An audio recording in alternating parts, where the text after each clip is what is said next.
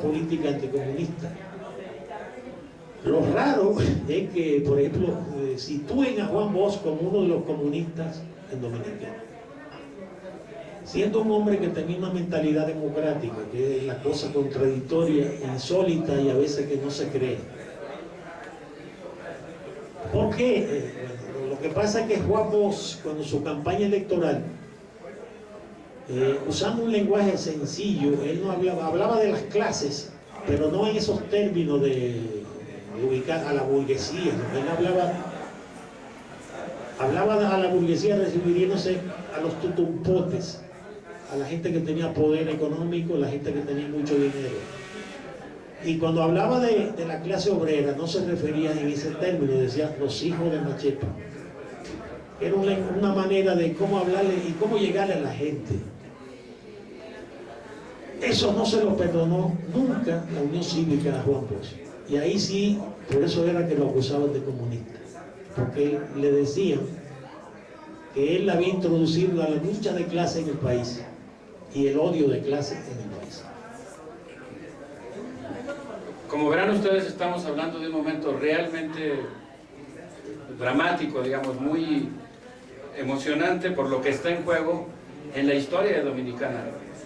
Digamos, si va a triunfar este intento de restauración de alguna manera de los viejos privilegios que ni siquiera habían sido tocados pero que estaban siendo cuestionados por el gobierno, va a venir entonces un intento de golpe de Estado para reponer al gobierno de Bosch y la Constitución del 63.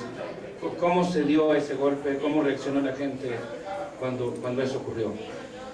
Estamos a muy pocos días de la invasión estadounidense.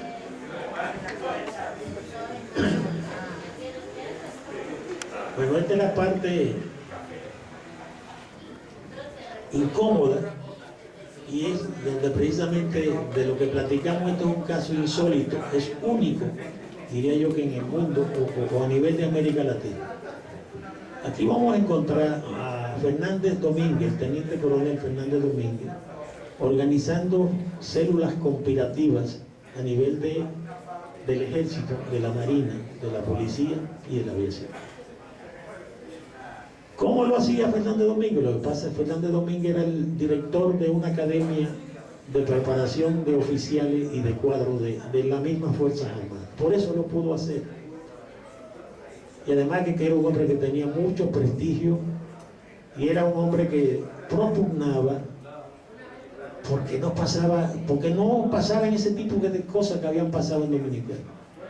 Entonces él se había planteado reponer y devolverle al pueblo lo que los militares le habían quitado.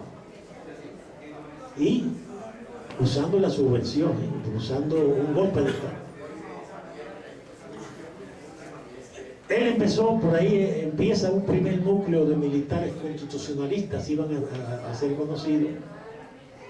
Y cuando el golpe de Bosch, fueron cancelados un grupo de militares del ejército, que ese va a ser un segundo grupo que también estaba nucleando y trabajando para una conspiración. Después se forma otro grupo de oficiales y suboficiales donde estaba la oficina del comando, ¿cómo se llama? Del Comando Central del Ejército. Esos eran los tres núcleos fundamentales. A Fernández Domínguez lo detectan en su tarea conspirativa y lo sacaron fuera del país. A pesar de todo, el movimiento siguió su curso normal de organización de esa conspiración. Perdón, ahí, ¿tú en qué estabas en ese momento? ¿Qué edad tenías? ¿Qué hacías? Bueno, yo tendría por lo menos como unos 16, 17 años, o menos, 16. Y sí era miembro del movimiento 14 de junio. Y el movimiento 14 de junio, cuando sucede el golpe contra Bosch, hizo un levantamiento guerrillero en noviembre y diciembre del 1963, el cual fue derrotado. Y la mayoría de los... había un montón de gente presa del 14, estaba todo el mundo preso. Yo estaba tan joven, sí, era del partido, pero era de los cuadros que estaban fuera. ¿Qué es lo que ocurre el 24 de abril de 1965? Bueno, mire, el levantamiento, los militares constitucionalistas, así le vamos a llamar para identificarlo, tenían previsto el 26 de abril como la fecha para que detonara el movimiento. Pero por razones, el 24 detienen al coronel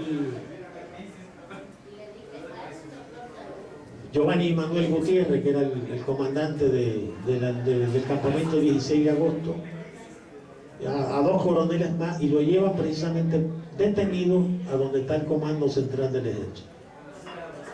La célula conspirativa que estaba ahí se da cuenta de que están deteniendo a los jefes del movimiento, y ahí mataron a un coronel,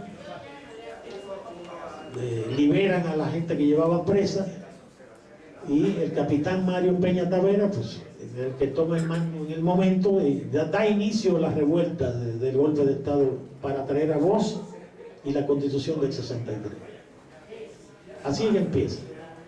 Ustedes no lo van a creer, pero cuando el capitán Peña Tavera le pasa una comunicación a Peña Gómez, que tenía un programa radial, pues Peña Gómez habla a la 1:30 diciendo: se produce un golpe de Estado que va a traer a Juan Poza. Yo jamás en mi vida he visto una manifestación tan grande de gente en la calle.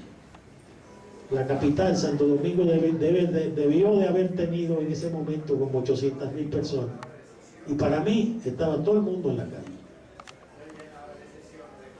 Con palos, piedras, cuchillos, machetes, con todo lo que se le ocurriera.